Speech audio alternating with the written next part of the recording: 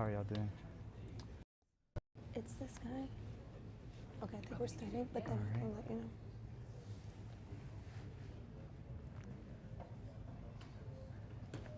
How's everyone doing?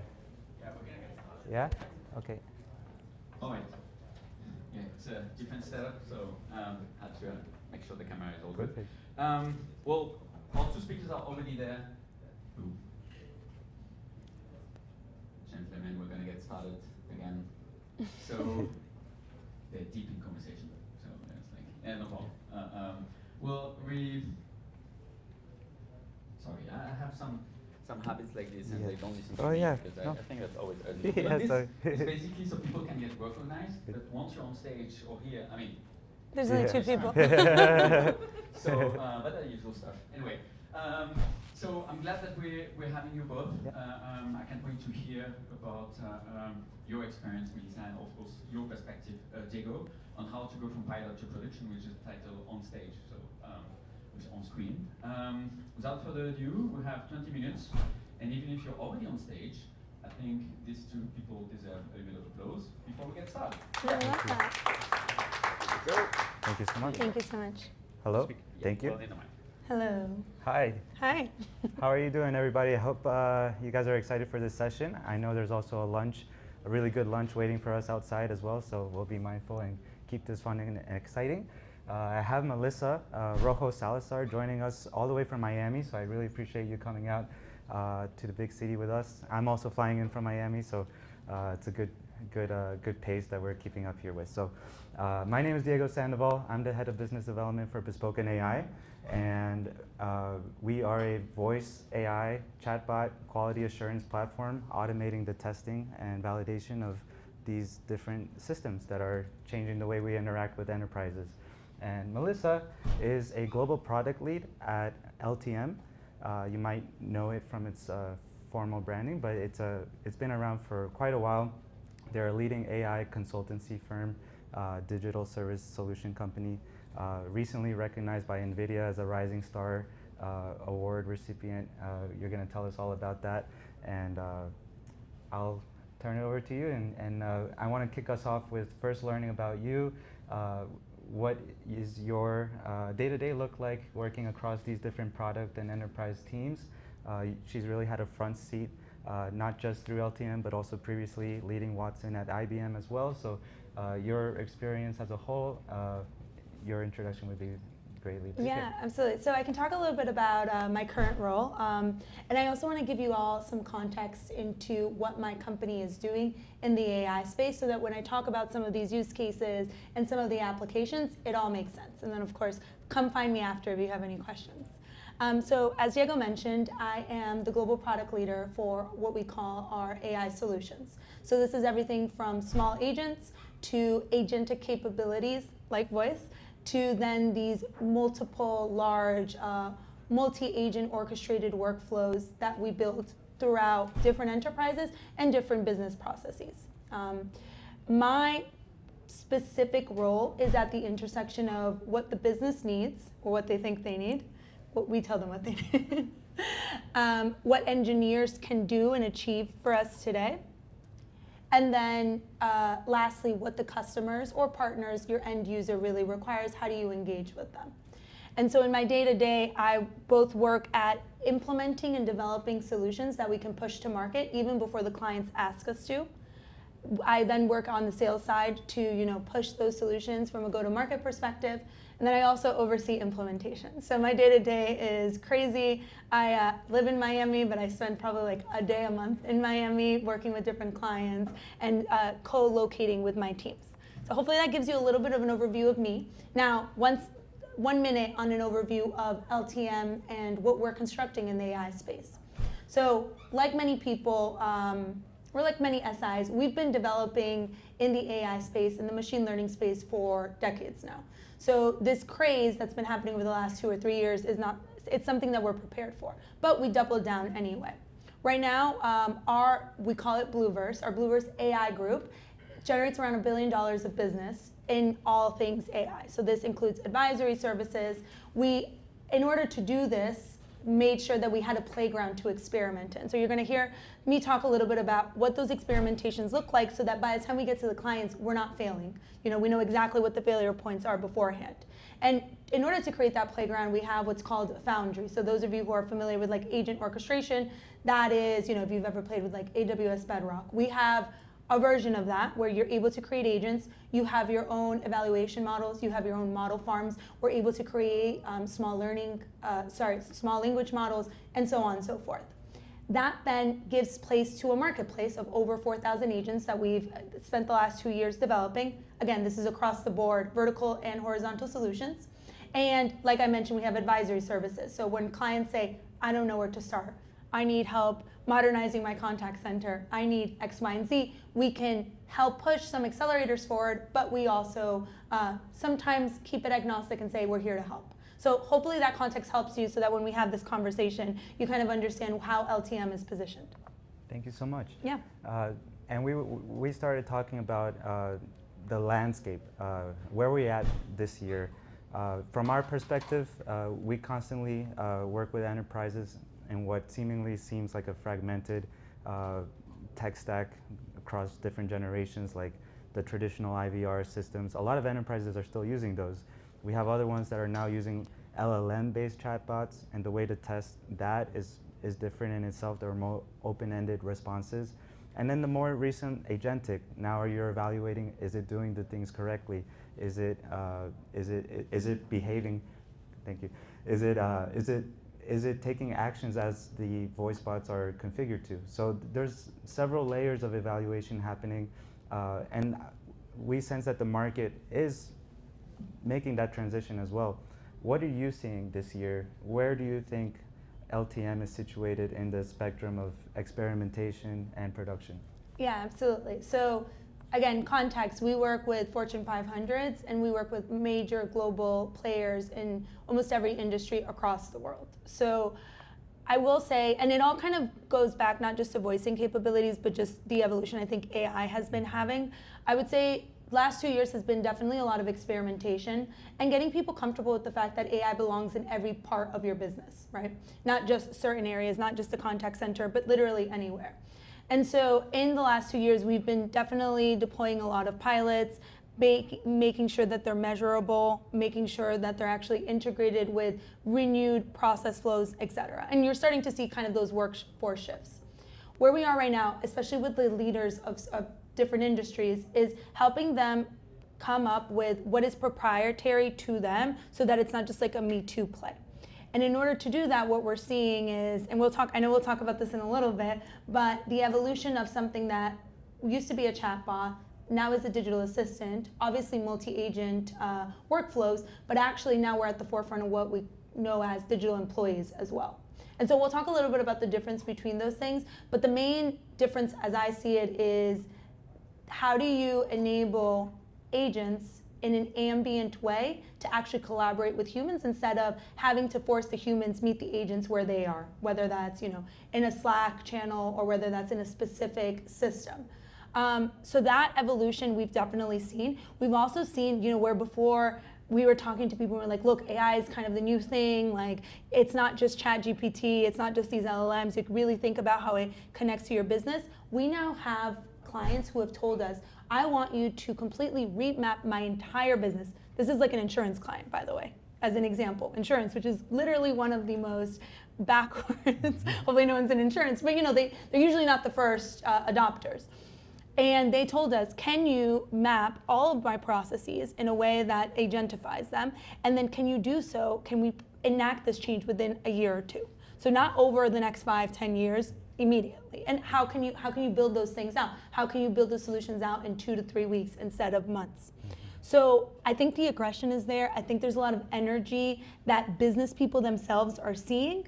And then the other trend that I'm loving right now is, usually we collaborated with the business, but our main stakeholders were more technologists, right?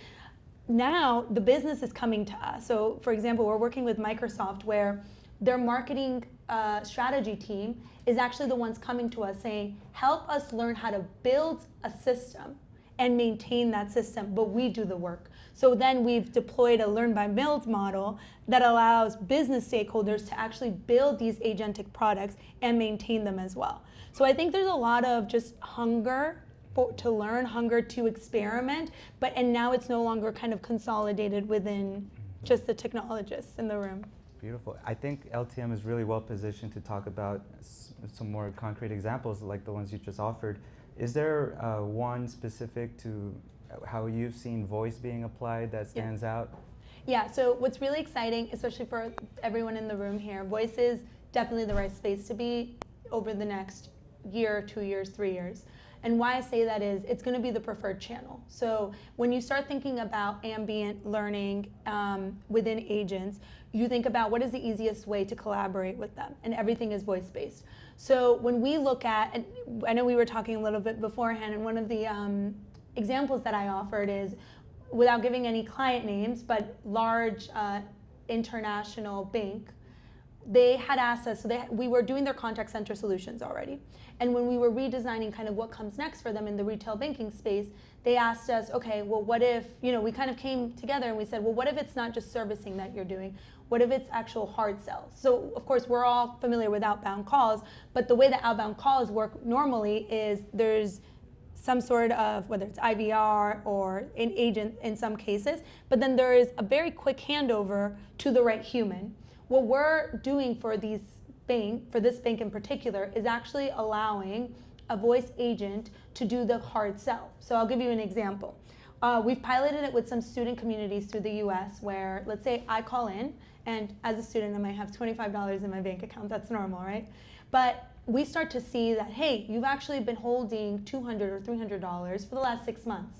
When they go and call in, and maybe they're calling in because they're trying to check their balance or they're trying to lock their card or whatever the case may be, the voice agent gives them that response, but then what they do is they move one step forward and they say, by the way, I noticed that your checking balance has increased over time. Have you considered high yield savings accounts? And so what it's doing there is no longer a flow. It's taking a segment of the business and of the customer. It's analyzing recent activity, and based off of that recent activity, the next best action and how to sell it to them. So when we think about voice and capabilities, we're no longer just thinking about these like very concrete flows that, oh, if they ask this, then go here, but definitely more integrated with reasoning, more integrated with enterprise systems that allow you to actually pick up that data in real time, and then the actual intelligence layer that's specific to the business context of these of these companies. And what's really interesting is it's not just in the banking and financial services space. Like with more time, could go through every single industry and talk to you about how contact centers are really evolving into something else altogether. They're evolving into a whole channel of creativity, of ways that a business can better reach their customers. And so I think voice and the evolution that's happening in voice is obviously central to that. I think that's a great example of how voice is continuously grabbing more scope on what it's able to do. So we just went through an example of how voice was limited primarily in that first contact and then routing to the human, to now doing the hard sell. And that's the enterprise customer relationship, right? But I think you have a lot to say about the vision and future of work and how voice is being modernized into how we work internally in these enterprises.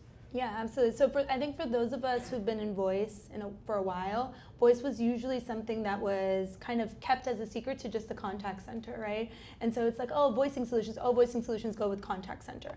Now, because we're talking about this new channel of being and interaction, we're seeing voice capabilities be a requirement across the board. So when we talk about the future of workforce, and I already said the word digital employee, what we're talking about is, imagine me, I am a product leader, and I'm going in and I'm saying, okay, I need some help doing research for an upcoming product, or I need to create a slide deck, or we have an upcoming client presentation that we need to prepare for, or we need to do some brainstorming. And let's say I have 2 or 3 digital employees who are very well versed in some of those kind of subject matter areas, right? The idea is for me not to have to go into, I don't know, Jira and have one of my project management digital employees tell me what the next best thing to do. The idea is that similar to the way that I would search, I have my colleague here, Julie's name on Teams or on Slack, I'm able to then understand which digital employee is responsible for a certain task, bring them into a call, bring them into a phone call, either one-on-one or group, and they can pick up the context of what it is that we do, what it is that they're expected to do, and start doing this work. That's one side of things. The other side of things that we aren't seeing today with our traditional like multi-agent approach is right now most multi-agent flows, if not all of them, require some sort of input. The idea with digital employees is that because they have very clear authority and responsibilities that are more likened to the way that humans would in their jobs, they're actually proactively seeking ways of improvement. So I'll give you an example in the contact center space. Think of the best like L1 human, like human support that you've ever met. They don't just do a really good job of taking calls, sourcing calls, moving it on to the next person, right? And resolving tickets and updating tickets. They also do a really good job of just thinking about what do these calls all mean to the larger ecosystem. So they may say to their manager, hey, by the way, I've noticed a lot of people are calling about this. Is there anything we can do about that from a source problem perspective? That's what we want digital employees to do. We don't just want them to check box, the specific tasks that they've been asked to do. We want them to think above and beyond and make the system smarter without us necessarily telling them to do so. And as the same way that we promote and we progressively kind of see how our human employees are doing is the same way that we would treat our digital employees. So we onboard them, we push them into different like evaluation cycles to promote them. And then once they're promoted, they get more responsibilities. In an offboarding perspective, we also may see that, hey, we no longer need them. And so I bring this up, and we bring this up in the context of voice because the only way that that vision is made possible is through voice. There's no other way around it. A digital employee cannot exist if you cannot talk to it. A digital employee cannot exist if the voicing capabilities don't have like empathy built into them, reasoning built into them, just kind of that more human aspect. And one thing that I'll leave you all with, see with voice capabilities, it's almost even harder than the traditional chatbot capabilities because chatbots can fail silently, right? So if they take a little bit longer to answer or the link is broken, you might get frustrated, but you may use it again. If I'm on a call with a voice agent and they take 2 seconds longer to respond, or they don't recognize my accent, or they don't really understand the true intent of what I'm saying, I'm gonna hang up and I probably will never call them again. And I'll be screaming in the phone being like, let me talk to a human agent. So the bar is so much higher for voice. And not only is it higher for voice, but I think the impetus is really on voice to help us evolve to that next stage of organizational general intelligence that we're reaching for. Awesome. So before going over some closing thoughts, I do encourage you guys to go to LTM.com. There is a very easy way to navigate to their voice capabilities. I had a lot of fun researching that. So do you have any parting thoughts? It's twofold. What most excites you about voice? And second, what advice would you have for people bringing that to the enterprise contact center? Or not just the contact center, but in general? So what most excites me about voice is definitely more on how now we're seeing the intersection of every industry and every part of the business with voice. Again, it's not hidden as a best kept secret in the contact center. So that I'm liking seeing kind of the value of it really come into fruition into other areas where we've known it always existed. Parting gifts. It's not about the technology. Hopefully there's not too many technologists in the room. But the idea that projects fail because of the technology, I think, is lessening every day. Projects fail because there's no governance. Projects fail because the escalation matrices are not well known. Projects fail because the business processes that today your organization operates on aren't being matched to these new capabilities that you're bringing in. And projects fail because there's no real like champions to kind of move them along. So before, and you can tell this to your clients, before they take on actual technical implementations of voicing solutions, whether it's in the contact center or otherwise, it's important for them to have all of these things mapped out or enough time to map them out alongside you or alongside a partner like LTM so that they understand that all of it there's kind of a larger blueprint in mind. It's not just about, do the voicing capabilities work? Can we get it up and running? It's about the larger kind of ecosystem of success. Awesome. We have time for one question. If you want to raise your hand, we might make time for that. Otherwise, in the meantime, how can people reach you? LinkedIn, I guess just Melissa Rojo, LTM. I'm pretty sure I'm the only one, especially because it's an Indian company, so I'm pretty sure there's only one Melissa Rojo at LTM. Something we did or miss find out. me after. we did miss out. It was an Indian company, but with 87,000 employees across 40 countries. Definitely worth checking out. I really appreciate your insights today. I hope you guys enjoy your lunch, and please give Melissa a round of applause. Come find me.